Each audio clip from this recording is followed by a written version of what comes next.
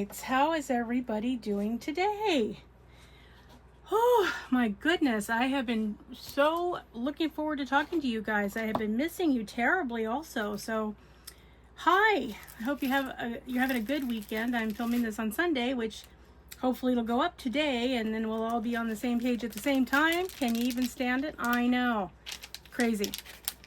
So yeah, hope everybody's having a phenomenal day. Thank you everybody for getting your progress pics posted either to my email or to the Facebook group. That made it much easier to track down, and I didn't have to harass anybody. All of you did it. I'm so impressed. So these are the names that are going to be on the prize wheel. We are going to be doing prizes today. We're going to give 2 away this week, and then for the end of the event next week, we're going to do 2 more. Okay, so we're going to do 1 set of the tray, the pen, and the cover minder, and then 1 set of the, well, it's actually a portfolio, a set of cards, and a mug, or no, it's not a mug, it's a cup, but that's going to be there too. So that's going to be at the end of the video. We're going to do all of that. So these are the people on the prize wheel: Kathy Reynolds, Jedi Master, Trisha Richard, Missy Nelson, Pamela Headings, Mike Weeks, Corinne Richardson, Sedona LeBlanc, True Vampire Crafts, Mare's Creations, Crafty Witch UK, Sugar Ray Crafts, Diamond Art Joy, and Crafty Chef Diamond. So you are all on the prize wheel. Thank you so much for doing your progress and for joining and actually participating in the event. I'm so stoked about all that. You just don't know. Okay, also, so Min's wanted me to let you know, she's corrected this. If you purchase the tray or the set, but if you purchase the tray, she will have the Eye of Horus right side up. Okay, so she's changed it, so it will be right side up. But for purposes of the prize, this is a collector's item because she won't be making them like that anymore, right? So there you go, but it does have the name of the event right on here. So this is the one that I'm keeping. So this week we're giving away the one that looks just like this, except it's a little darker of a gold. And then next week we'll be giving the one away that has Anubis on the tray. Okay, so that's what the situation is as we speak. Well, your canvases are coming out amazing. I really like them. I hope you guys are having fun doing them. I'm having way more fun doing this one than I at all expected. I mean, I knew I was gonna like it because I've been wanting to do it for so long. Didn't expect to really like it as much as I am though. So that's been sort of cool. I kind of like that because, you know, it's a bummer when you're doing a fairly large canvas. This one is 60 by 60 centimeters. And then you find out it's a dud, you know, and you have to get through it and the whole thing. So yeah, this one's been awesome. Really liking it. So yeah, that's what's going on. Now, I do want to talk to you, do a little housekeeping so we're all on the same page. I have the events listed for next year, for 2027. Okay, so we'll talk about that in a minute. Let me tell you again about the rest of the ones for this year. So we are going to have Purple Haze is coming in June. We're going to have the Dragonites annual diamond event, dragon event. Gosh, let me try that again. Rewind. The Dragonites dragon event, which will now be an annual thing, in July. So get your canvases ready with your dragons on them. August, we're going to do Zodiac. Okay. In fact, I might even change that to September. So let me get back to you on whether that's going to be August or September, but get your Zodiac canvases ready. So any Zodiac sign on a canvas, all the Zodiac signs on a canvas, you know, in a pinch, something celestial, if you want to do that, all will work for the Zodiac event. I want to remind you the Diamond Art Club has the Chinese Zodiac mini dazzles. So if you wanted to do that set, you could do that. And I think they have the American Zodiac too. You can do American or Chinese Zodiac, whichever floats your boat. So that's coming up in August or September. Probably September. Okay. Then in November, we are doing fairies, pixies, and gnomes. Oh my. Okay, so that is the rest of this year, 2026. Okay, so stay with me. Okay, come with me now. We're moving through the time warp and we're going now to 2027. Okay, here are your events for 2027. January will be the Dragonite, okay, I'm going to get it right. The annual Dragonites Dragon event. So you'll have another opportunity to do a dragon canvas in January. So look through your stash, see what you want to be able to do. Then in April of 2027, we're doing Women Warriors event. Any canvas with a woman warrior on it. I don't care if you want to do Xena, if you want to do, you know, Goddess Diana. Anybody that's got her armor, her sword, or whatever out there, totally fine. These are women warriors, okay? July of 2027, mythical creatures. Yes. So, get out your mermaids, your unicorns, your Pegasus. You could do a dragon for that one too if you were so inclined. Your gnomes, your trolls, your ogres, your witches, your whatever mythological creature. You want to do Bigfoot? Do Bigfoot. Okay, that's coming up next July. And then next October, we're going to do a Chuckles and Giggles event. Now that means any canvas that's 30 by 30 or larger that just makes you laugh when you look at it. So whatever canvas you have laying around that just makes you just chuckle every time you see it, that's the one you're going to do for that event. Okay, so that's all of 2026 and all of 2027. So let me know if you need me to reiterate any of that. Okay, I will also put it in the description box so that you will have it. Okay, so that I think is all of the housekeeping. I think if I think of anything else, I will let you know. Let's see. Yeah, I think that's it. Okay, guys, so we're going to talk a little bit more about some more Egyptian gods and goddesses. And I found kind of a really cool video on Anubis. So I'm going to put that in the description box too. I'll put the link in there. Give it a watch if you can. It's kind of cool. It's only, I think it's 7 or 8 minutes. Worth the watch. So it'll be in there if you would like to see it. Especially since a lot of you are doing Anubis. Neil's doing Anubis. Mare's Creations, you're doing Anubis. Mike Weeks, you're doing Anubis. Corinne, is it you? Somebody else is doing Anubis too. Can't remember. Okay, so if you get a chance, go to the link in the description box and give it a watch, because I think that you'll enjoy it. And it's well done, and again, it's not very long. So, you know, by all means, give it a watch. And we're going to talk about some things, and then at the end of the WIP and Chat, we're going to move into the prize wheel and give away some stuff. So, there you go. Now, I think everybody currently in the event, I'm pretty sure I have all of your addresses, but if you have not given it to me and you win a prize, just know I can't give it to you till you give me a mailing address. So, if you win and you need to check with me or just want to send it to me in an email, totally fine. Please don't put it in the comment section. I don't want everybody on the planet to have your address, but send it to my email and I will get that out to you. Okay, are we ready to start this stuff? I hope we're ready. Let's see. All right, we're going to start with Nephthys, which is Nephthys. Okay. She's a goddess, Nephthys. Okay. And I'm going to be working over here in this section. I only have this section right here, and then one more row, you guys. I'm like, maybe I'll finish this. How cool would that be? Oh, all right. So, Nephthys. Nephthys is a major ancient Egyptian goddess of protection, mourning, meaning grieving, and the dead. Often portrayed as a protective sister to Isis and a guardian of Osiris. As part of the Heliopolitan Aeneid and daughter of Geb and Nut, she represents the darker side of life, including death, twilight, and night. So, we are going to talk about some of this stuff.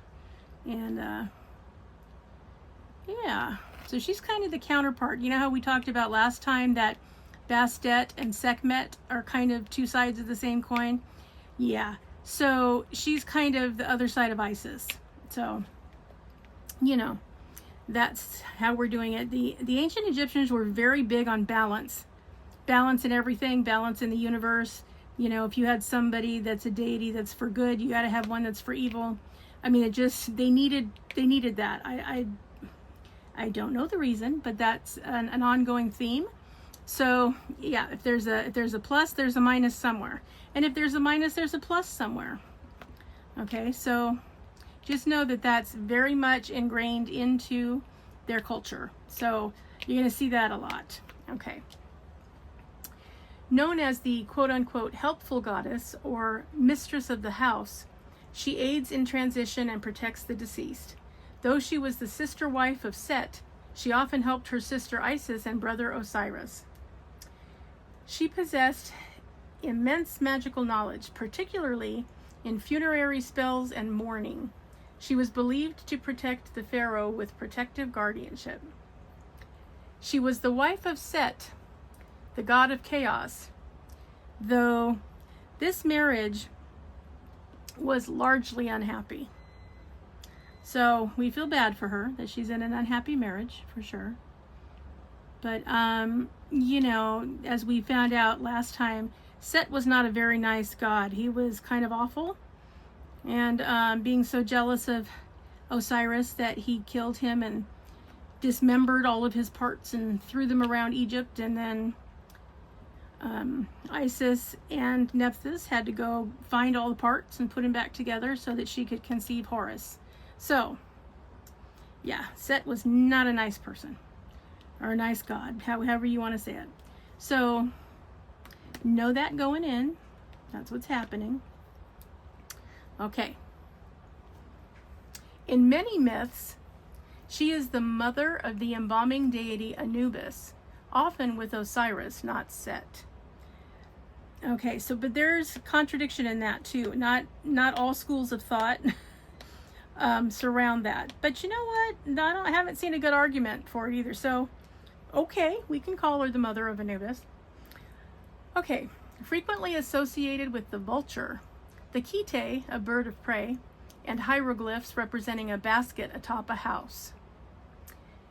Nephthys is a crucial funerary deity, often depicted with her wings stretched out, protecting the dead, as seen on sarcophagi and in temples, where she represents the protective aspect of the death experience. Nephthys is frequently depicted in tomb scenes, providing comfort, making her a vital figure in Egyptian beliefs regarding the afterlife.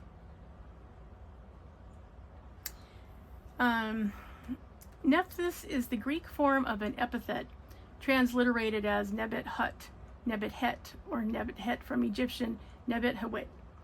The origin of the goddess Nephthys is unclear, but the literal translation of her name is usually given as Lady of the House or Lady of the Temple.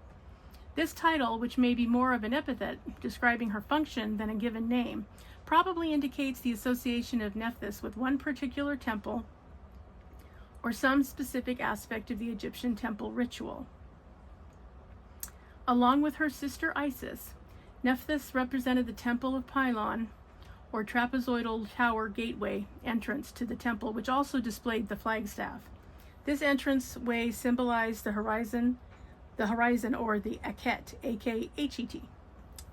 Okay, at the time of the 5th dynasty pyramid texts, Nephthys appears as a goddess of the Heliopolitan Aeneid, that's E-N-N-E-A-D. She is the sister of Isis and companion of the warlike deity Set. As sister of Isis and especially Osiris, Nephthys is a protective goddess who symbolizes the death experience, just as Isis represented the birth experience. There's those two balance again, the two different sides of the same coin, right? Okay. Nephthys was known in some ancient Egyptian temple theologies and cosmologies as the helpful goddess or the excellent goddess. These late ancient Egyptian temple texts describe a goddess who represented a divine assistance and protective guardianship. Nephthys is regarded as the mother of the funerary deity Anubis in some myths. Alternatively, Anubis appears as the son of Bastet or Isis. In Nubia, Nephthys was said to be the wife of Anubis. Now, we know that there's a lot of incest that goes along with being royalty in ancient Egypt, as it did in a lot of places, kind of as a purity safeguard, so that, you know, none of the royal blood would be diluted in any way. So, yeah. I mean, if you've looked at some of the photos or the portraits of some of the royalty in lots and lots of different types of cultures, there are some interesting looking people that you know are the product of, you know, multiple years of incestuous bonding, because you start to see, you know, genetic features and mannerisms that come out of that. So, but remember, they didn't know about genetics. It didn't enter the equation. All they wanted to do was make sure that the purity of the royal blood stayed that way. And so if that meant brothers married sisters, you know, sisters married uncles, whatever the situation called for, and they stayed in the same family, that was the goal. So that's what we know. Okay. Though usually considered the aunt of Horus, see, there you go, she often appears as his mother. She is also seen as a wife of Horus. As the primary nursing mother of the incarnate pharaonic god Horus, Nephthys also was considered to be the nurse of the reigning pharaoh himself. Though other goddesses could assume this role, Nephthys was most usually portrayed in this function. In contrast, Nephthys is sometimes featured as a rather ferocious and dangerous divinity, capable of incinerating the enemies of the pharaoh with her fiery breath. So you don't want to make her angry. Okay, I think we got it. Did we get it? I think we got it. Okay. So, let's see. New Kingdom Ramesside pharaohs, Ramesside, in particular, were enamored of Mother Nephthys, as is attested in various stelae and a wealth of inscriptions at Karnak and Luxor, where Nephthys was a member of that great city's Ennead, and her altars were present in the massive complex. Nephthys was typically paired with her sister Isis in funerary rites. Because of their role as protectors of the mummy and the god Osiris, and in the sister wife of Set. Less well understood than her sister Isis, Nephthys was no less important in Egyptian religion, as confirmed by the work of E. Hornung, Hornung, along with the work of several noted scholars. There's a pyramid text, utterance 222, line 210, that reads, "Ascend and descend. Descend with Nephthys, sink into darkness with the night bark. Ascend and descend. Ascend with Isis, rise with the day bark." So that's what you need to know about Nephthys. Cool, right? I know. She is cool. So that is what she is about. Now, let's see. I have to go back in time a little. Let's see, a little bit here. Okay. Let's see.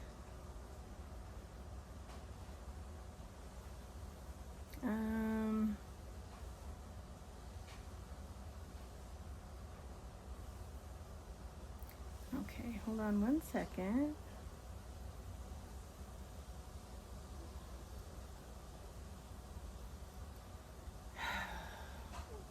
I don't know why it had to save it out of order, but that's really annoying.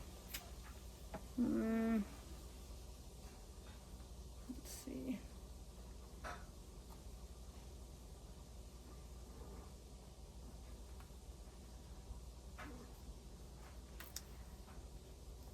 Okay, I am going to have to try to find my information. Sorry guys, give me a second.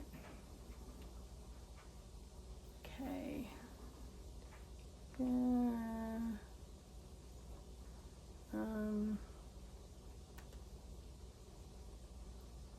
Okay. Let's see. Sorry about that, guys. Ignore that.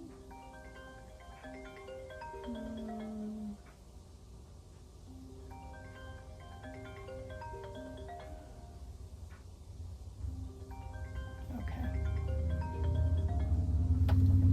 All right. Sorry, guys.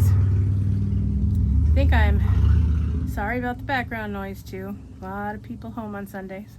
Okay. Anubis. Anubis is the ancient Egyptian god of funerary rites, the protector of graves, and a guide to the underworld, typically depicted as a jackal or a man with the head of a jackal. So, he is one of the oldest and most recognizable deities in the Egyptian pantheon, playing a crucial role in the mummification process and the final judgment of souls.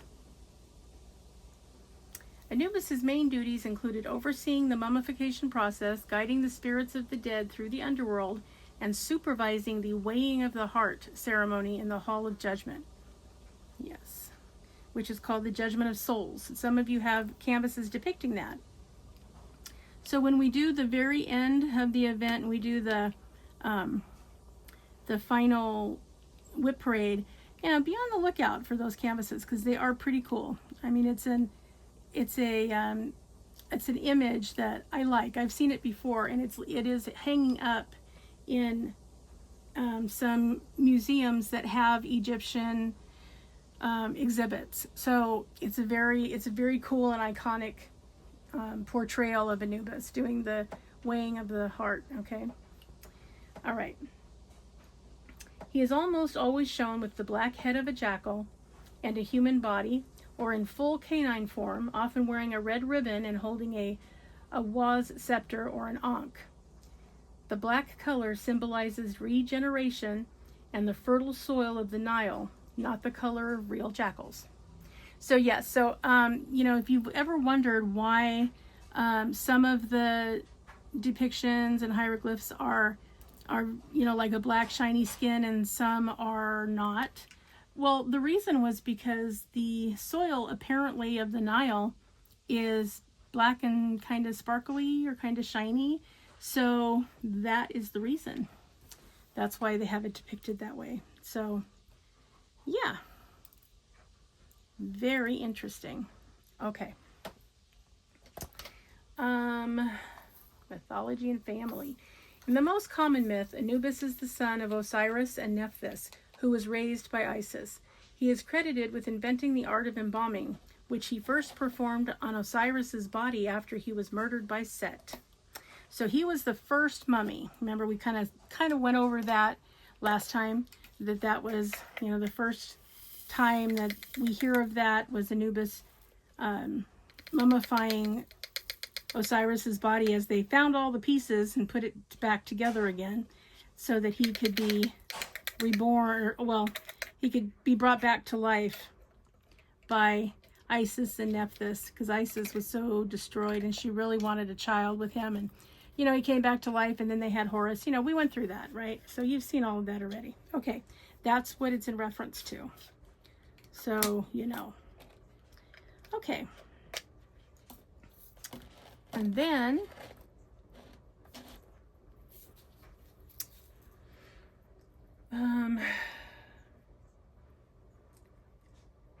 Anubis was widely worshipped throughout Egypt, with his primary cult center located at Sinopolis, meaning City of Dogs, in Upper Egypt. Shrines were often found in tombs and cemeteries rather than large dedicated temples. Anubis's symbols are the jackal, which is the primary symbol, likely chosen because wild jackals were often seen around cemeteries and burial sites, because they were digging up freshly killed or freshly dead bodies to eat the flesh. You know, scavengers. I know you, but you know, when you're starving, I mean, take any port in a storm, you know what I mean? So, okay, let's see. All right. The Ankh, which is the symbol of eternal life, which Anubis is often depicted holding, signifying his role in guiding souls to eternal existence.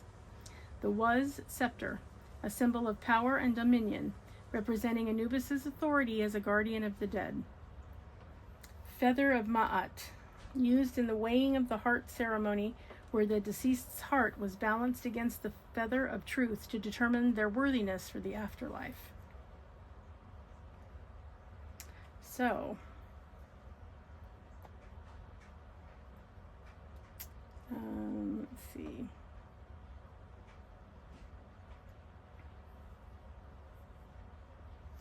Is there anything else that we need to talk about? Oh, okay. Yeah, here we go. The color black. His distinctive black color did not represent the fur of a real jackal, which is typically brown or tan, but symbolized regeneration, the fertile soil of the Nile, and the discoloration of a corpse after embalming. So there's that information. Evolution of status. In early dynasties, Anubis was the primary lord of the dead. During the Middle Kingdom, this supreme role was largely taken over by Osiris, and Anubis became his right-hand man and the god of embalming. His genealogy, while traditions vary, he is most commonly described as the son of Nephthys and Osiris. He is also the father of the serpent goddess Kebeshet, who purified the dead.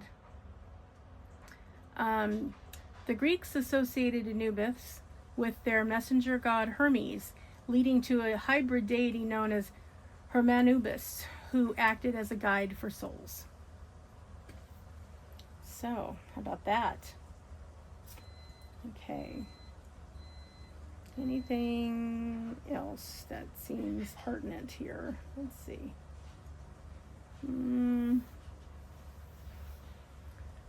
Okay, let's just see here real quick. Nope, that's the one I was just on. Oh my gosh.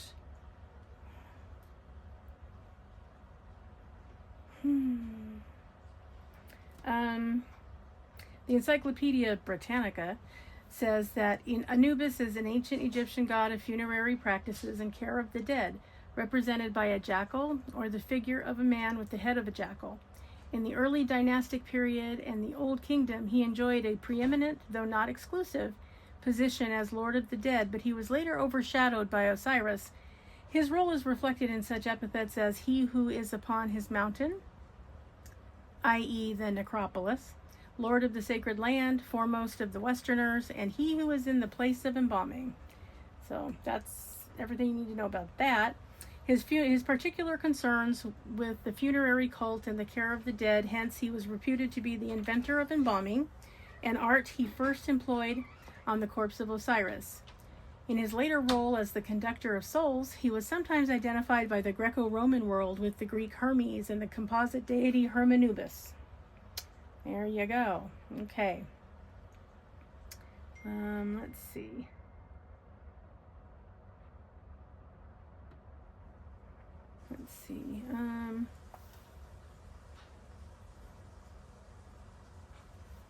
That's most of what is written about Anubis. So, yeah, he did a lot of the important things, since we have already learned that it was very important for the Egyptians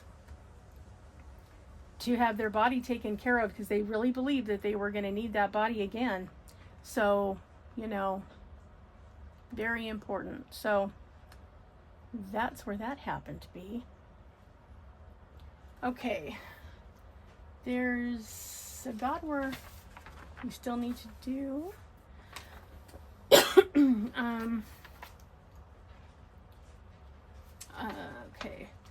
So let's talk a few minutes about Horus, because you know, he was remember the son that Osiris had after coming back with Isis. So we're going to talk a little bit about Horus, because he's really the last one of the main gods, and we've talked about everybody else. So let's just do that. Okay. Horus is one of the most significant ancient Egyptian deities, recognized as the falcon-headed god of the sky, kingship, protection, and war. As the son of Isis and Osiris, he famously defeated his uncle Set to avenge his father and claim the throne. Pharaohs were considered to be his living embodiment. So that's why, you know, very important to stuff, that if you were a pharaoh, you know, that you were assumed to be descended from that, you know, that line of the gods, because, you know, you were the go-between between men, men and gods. So yeah, it was no pressure, you know, but yeah, that was something that was a given. And so if you had beef with one of the pharaohs, you had to be very careful, because, you know, you were talking to the lineage of the gods, and they could take vengeance if they felt like it, and, you know, take you out where you stand. So it was a lot to consider for ancient Egyptians, right? So yeah.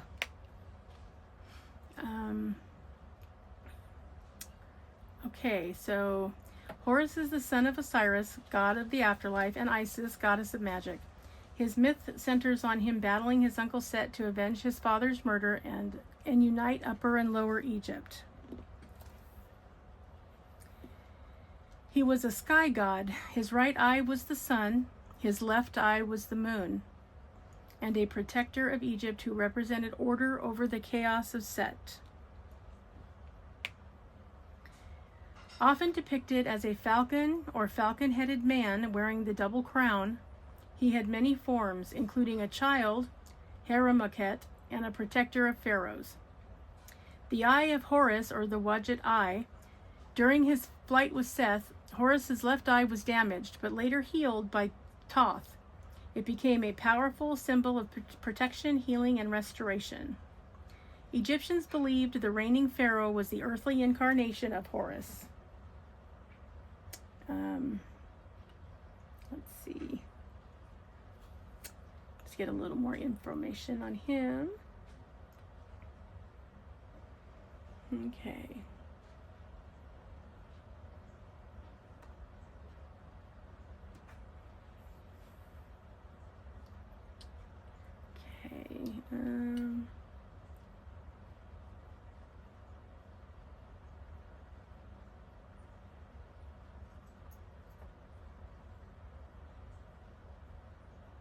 Let's see here.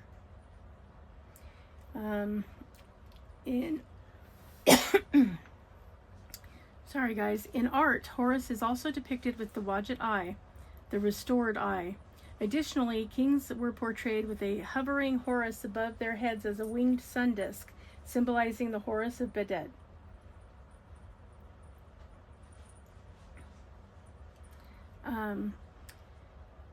He was primarily a sky god associated with war and hunting.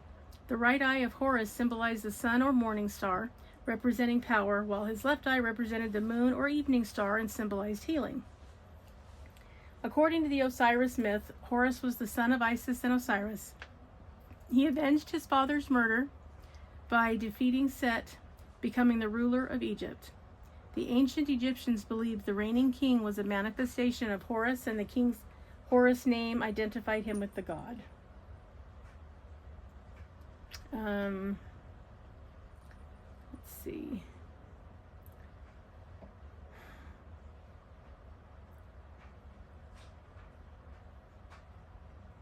Horus appeared as a local god in many places and under different names and epithets.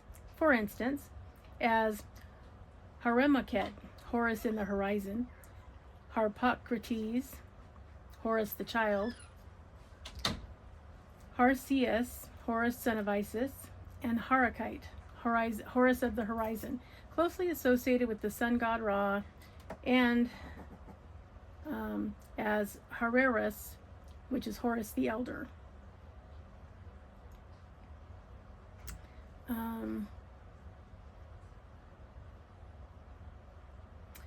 After Lower Egypt and Upper Egypt had been united by the kings from Nechem, the notion that pharaohs were a conception from the reigning king and manifestation of Horus, this notion became a generally accepted dogma. The most important of an Egyptian king's names, the number of which grew from 3 in early dynastic times to 5 later, was his Horus name. For example, the name that identified him with Horus. This name appeared on monuments and tombs in a rectangular frame called a serek. In addition to being characterized by a Horus name, the king was typically depicted with a hovering form of Horus above his head. Sometimes Horus is shown as a winged sun disk, representing the Horus of Bedet, a town in the Nile River Delta where the falcon god enjoyed a cult. From the first dynasty, 2925 to 2775 BCE onward, Horus and the god Set were presented as perpetual antagonists who were reconciled in the harmony of Upper and Lower Egypt. In the myth of Osiris, who became prominent about 2350 BCE, Horus was the son of Osiris and Isis and was the nephew of Set, Osiris's brother. When Set murdered Osiris and contested Horus's heritage, which thus being the royal throne of Egypt, Horus became Set's enemy. Horus eventually defeated Set, thus avenging his father and assuming the role. In the fight, Horus's left eye, i.e. the moon, was damaged, this being a mythical explanation of the moon's phases, and was healed by the god Thoth. The figure of the restored eye, the Wadjet eye, became a powerful amulet. Horus is also associated, sometimes as son, sometimes as partner, with the ancient cow goddess Hathor, who is often depicted with cow's horns, sometimes with cow's ears. In the Ptolemaic period, the vanquishing of Set became a symbol of Egypt triumphing over its occupiers. At Edfu, where the rebellious frequently interrupted work on the temple, a ritual drama depicting Horus as Pharaoh spearing Set in the guise of a hippopotamus was periodically enacted. Horus was later identified by the Greeks with Apollo, and the town of Edfu was called Apollonopolis, or Apollo's town, during the Greco-Roman period. So that had a lot of information about our friend Horus. So we know who his parents were. So, that was Isis and Osiris. And so they used the eye that was damaged while he was fighting with Set to explain the phases of the moon, why it looks different. So that's kind of interesting too. Like I said, they need to have an explanation for everything because, something that wasn't known was scary. It was terrifying, so they had to have an answer for it. So that was the story about Horus. So we'll do one more. We'll talk about Thoth, and then that's that will be all of the gods, and you should have a working knowledge now of who all these gods are and what they did, and what the belief in them was. And again, I would definitely recommend that you watch the movie Gods of Egypt. It's on all kinds of streaming services, but it's worth a watch. It's a good movie. The effects are good. It's got a love story in it. I mean, it checks all the boxes. So so there's that. Okay. And I don't know if it's Thoth or Toth. It's Thoth. So I'm going to say Thoth. Was the ancient Egyptian god of wisdom, writing, magic, and the moon, serving as the divine scribe and messenger who maintained cosmic order.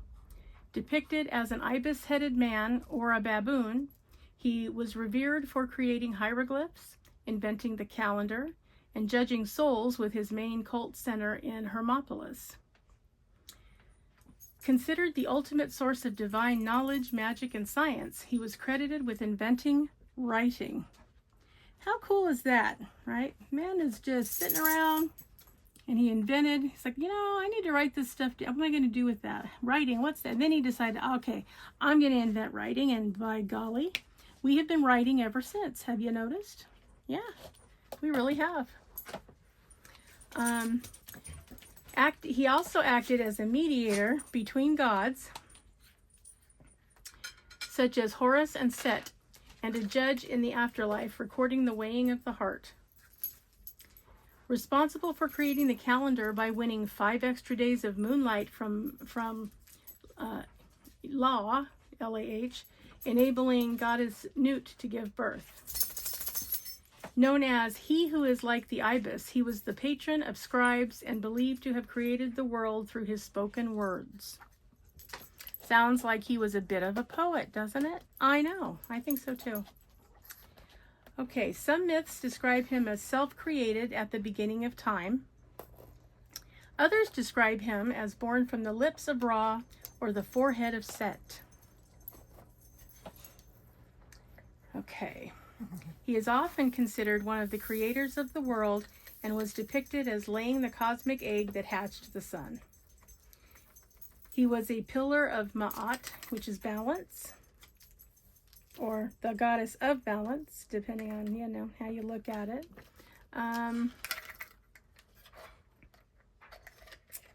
Okay. And let's see. Oh, sorry, I got off track, guys. Hang on. Okay, and stood on the side of Ra's solar boat. His associated animals are the ibis, which is a bird with a very long beak, and the baboon. In modern culture, Thoth is recognized as a key figure in occultism, hermeticism, and in popular media, representing hidden knowledge and esoteric wisdom. Kind of cool, right? Yeah. All right. Thoth was the ancient Egyptian keeper of the mysteries. He was the god of the moon, sacred texts, mathematics, the sciences, magic, messenger and recorder of the deities, master of knowledge, and patron of scribes. His Egyptian name was Dehuti, which means he who is like the ibis.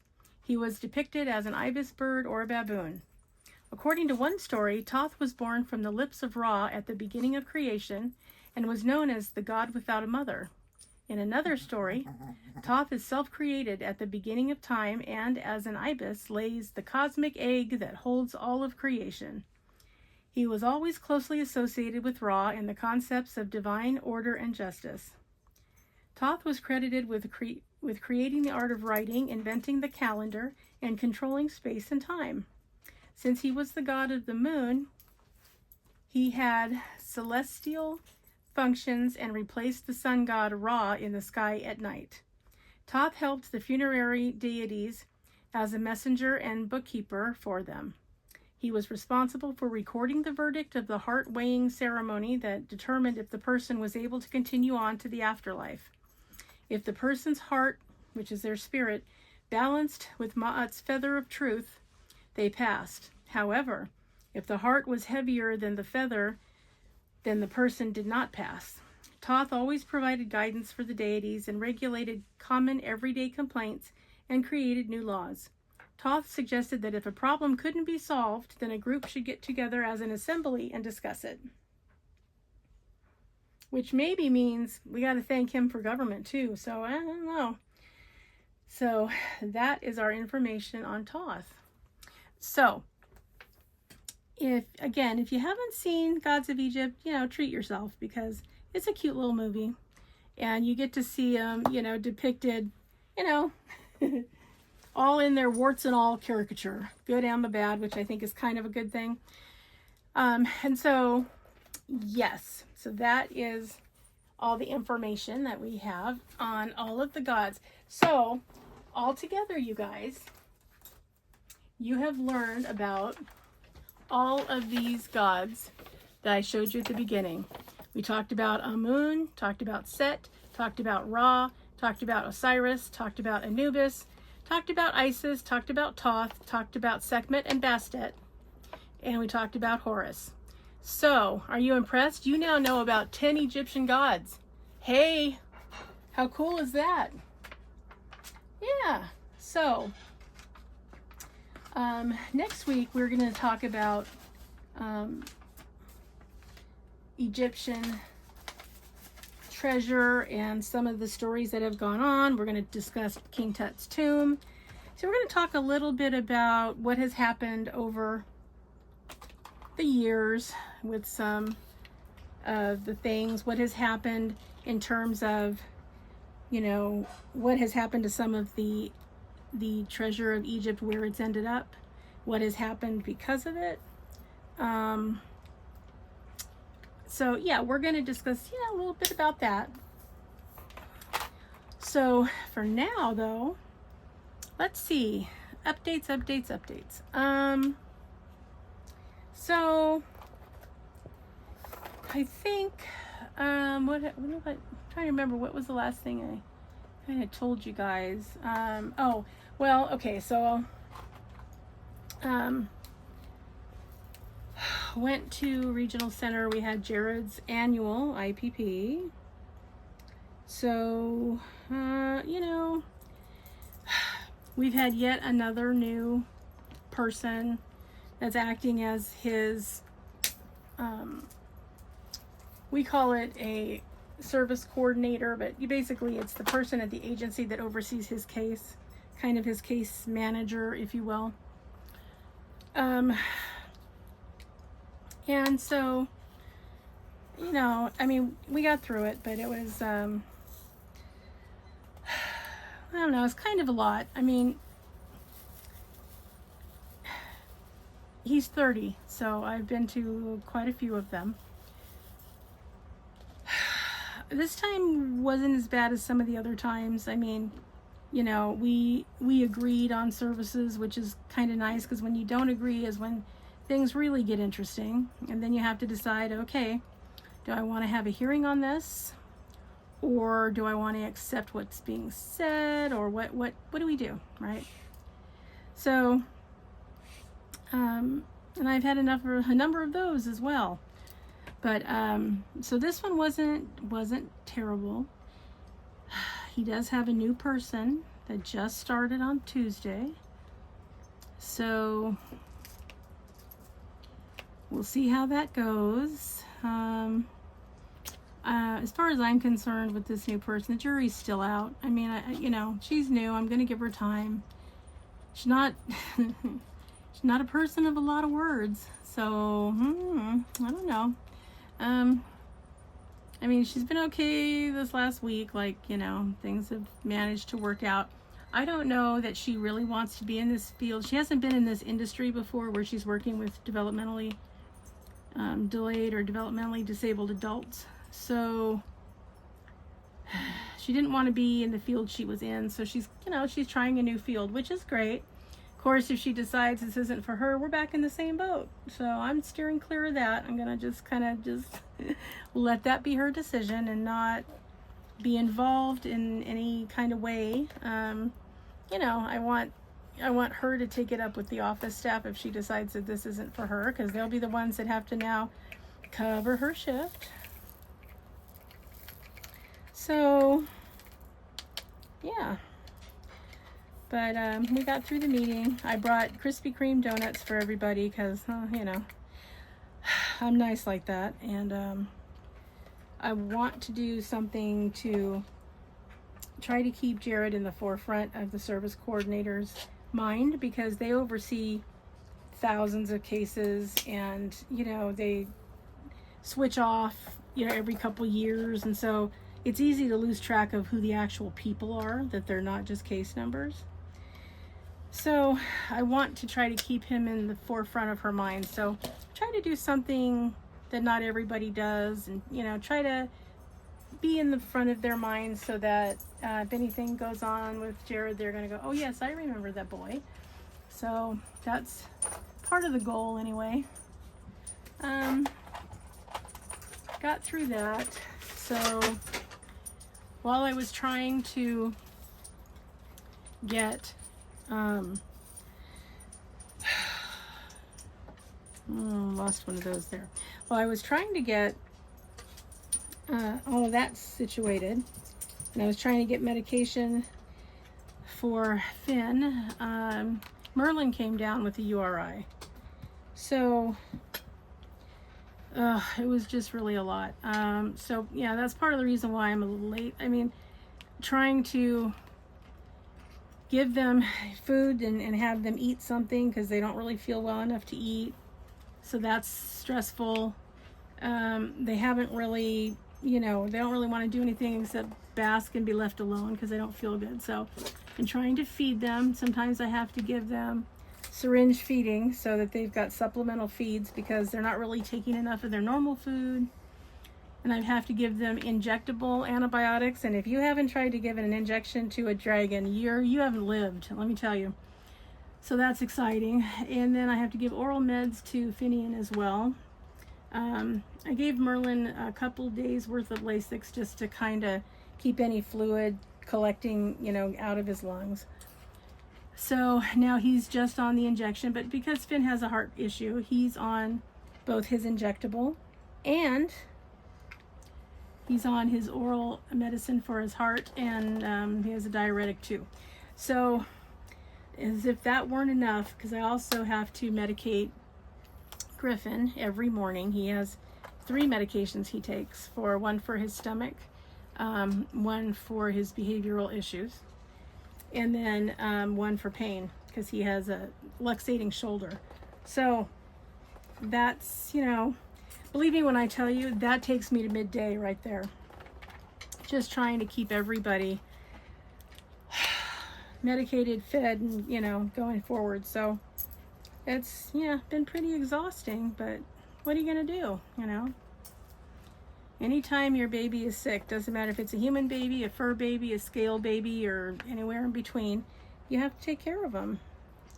So I just had to do that and try to work around all the appointments we have to go to so that everybody has what they need and we can go and do what we have to do and everything. Fortunately, oh my gosh, knock on wood, Claire has not shown signs of illness, and really and truly thank God, because I don't know why I've never ever had 2 dragons sick at the same time, ever, because they're all in their own tank, so that's a thing. And Finn and Merlin are in different rooms, like they don't even see each other except in passing. And so the fact that they both have a URI is interesting. I do think it had a lot to do with the roofers who were here right up until yesterday, making so much noise and just feeling like they're going to come through the ceiling at any moment. Speaking of which, they've done unbelievable damage to the ceiling.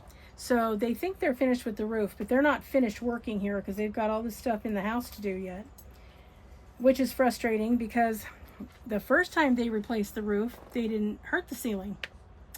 But then when the inspector came out and the roof failed inspection, then they had to come back and do it right, the way they should have done it the first time, then they damaged the ceiling. So, and these ceiling panels are 40 years old, so they're not going to be able to find replacements. So it'll be interesting to see how they manage to repair it, because if you think I'm going to accept some little dinky patch job, no, I'm not going to. The ceiling was intact when you got here. It's going to be intact when you leave. So, yeah, I'm sure we haven't heard the last of what's going to be happening with that, because it's not going to be pretty. So, that happened. And so, because it was really loud and there was a lot going on, I mean, all of the dragons had stress marks on their underside, which, if you know about dragons, normally the underside it's just white, white and scales. It's fine, but when they get stressed out, there are actual marks. They're like, they're not really spots, but there are marks that show up on their underside, and that's how you know they're under stress.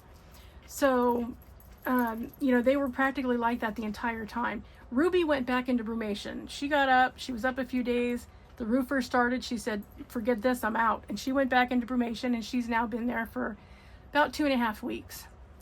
So ever since the roofers have been here, she wants nothing to do with it. So she went to bed and is in her little hide, sound asleep in her enclosure is covered, and that's the end of that. So she will be there till she decides to wake up. So that's happening. And then there's just Claire. And so she's been eating like normal, eating me out of house and home. So that's all been good. But I do have I have some extra medication. I mean, if she should start to show signs of a URI, I have extra medicine. I have enough to give to her if she needed it. Because you can freeze it, but you have to use it within 3 months. And if you thaw it out, you have to use it within 3 days. So, yeah, unfortunately, it's only an every 3-day antibiotic, which is so much better. Because poor Finian, I was alternating his little forearms and everything. But good Lord, he'd already had 5 shots of the other antibiotic before we started this one.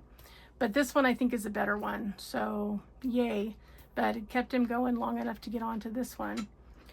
So, yeah, that's all been going on this week.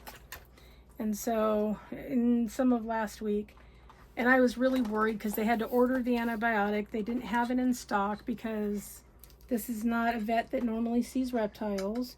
He just was doing me a favor. I finally found their vet though. Woohoo! She was kind of MIA there for a minute, but I did find her, and they are planning to reopen the clinic that she is in May. Probably not the first week of May like they were planning, but maybe the second or third week. So that's fine. Once that happens, and we get our tax return, I do want to take all of them for a well check. Let's hope everybody's well by then. To see the doctor, and that's going to be an expensive trip, but you know, what can you do, right? So they will hopefully get to go, and she can see each one of them, and you know, she knows their history, knows what they're doing. The poor doctor that I took them to that sees my dogs, I mean, this was all new to him, but bless his heart, he really helped me out. I mean, he allowed me to save them, so I'm forever grateful that he did that. So that all happened. What else went on? I was really a mess though, because it's just so weird for any of them to be sick at the same time. But I think between the stress of having the roofing going on, the weather being so incredibly weird, because these are animals that rely on the seasonal changes to know what they're supposed to be doing. And you know, we've had every season of the year, every week almost for the last several weeks. So everybody's messed up, and it's heartbreaking to see. But since that's been the case, you know, we're kind of like, okay, well, what do we do now? So, yeah, I think that just, you know, allowed their immune system to just dip all the way down because it was too much of too many things. And the way their little bodies dealt with it was they just went, yeah, I'm out, and took a dip in functionality, and then that allowed them to become sick. So try as I might to make sure that everybody's healthy, sometimes these things just happen. But it just was really weird that it was 2 at a time. Usually it's 1, and you go, okay, well, I can isolate that one and put him in quarantine and do what he needs, and you know, not involve anybody else. But no, they were all just kind of, you know, they all reacted very interestingly. You know, I've never known Ruby to just go back to bed. Like that's not a thing. She doesn't do that. So she did. And you know, Claire, I was hoping she would not have a seizure, because you know, anytime things are different than they usually are, you know, the animals don't know how to cope and things can happen. Fortunately, she's not had a seizure. You know, she's eating like crazy, so I don't know if it's out of nervousness or if she's trying to make, you know, those ever elusive eggs that we keep expecting her to have. So yeah, but she's not sick, so yay. What else is going on? Not a lot really. I needed a vacation and could not take one even if I found a way to do that financially right now. I couldn't do it because, you know, the dragons are sick and I can't leave them and expect somebody else to do it. So someday I hope to be able to have some kind of a vacation. Even if it's just, you know, going away for a weekend would be good. You know what I mean? Like, I just need to get out from time to time. So that's that. All right, guys. Well, I've talked your ear off long enough. So I'm going to let you go. Now, remember, the prize drawing is going to come up right after we're finished with this. So I hope everybody has a wonderful upcoming week. One more week to go before we are finished with our event. So please, by next Friday morning, so figure Thursday night, please have your final pics or your pics of wherever you're ending your canvas for the event so I can get them into the final WIP parade. I'm looking so forward to seeing them because you guys picked such great ones and they're all so interesting. I'm so excited about that. All right, guys, remember, always be a dragon. Spread your wings. Protect those you love. Have fiery passion. Stay strong, slay your fears, and always fly high, rise up, and soar. All right, Dragonites, enjoy the prize drawing, and I'm going to see you in the next one. Bye-bye. Hello, Dragonites. Okay. Well, I hope you guys enjoyed the WIP and chat. And now we're going to do the prize pick for the first two giveaways of the event. So the first name is going to be for the set here, which has a cup with an Egyptian theme. It has a set of cards complete with envelope seals, and it has a cover minder, one of the ones made for us by Sugar Ray Crafts, and it has a portfolio. And in the portfolio you have a writing tablet and a pen, and you have places for several photos up to 5x7, and a place for, you have a little pocket, so, you know, receipts or passwords or, you know, tickets or stamps or whatever you need. Okay. All right. So that will be the first set that we're going to give away. Then the next set is going to be this beautiful set featuring the pen, the cover minder, which is this adorable bastet, so cute, and a tray, and also a second cover minder.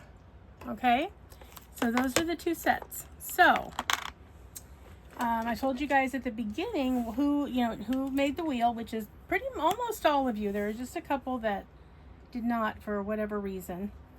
So all right, I want to make sure you guys can all see. Okay, so for the first set with the cup and all of the paper products, let's go ahead and spin. Round and around it goes.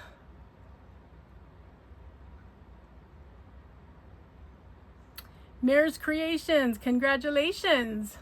You have won the paper set over here. And let's see who's going to win this set over here. Are we ready for this? Okay, here we go. Who's going to win this cool set? Dun, dun, dun, dun, dun, dun. Kathy Reynolds, congratulations. You are the winner of the first set of the pen, tray, and cover minder combination. All right. Excellent, excellent, guys. All right. I will see you next week for the end of the event. The last two gifts to go. So we'll have two more prizes next week. And we will be getting ready to talk about the next upcoming event. All right, guys, have a great week. Bye-bye.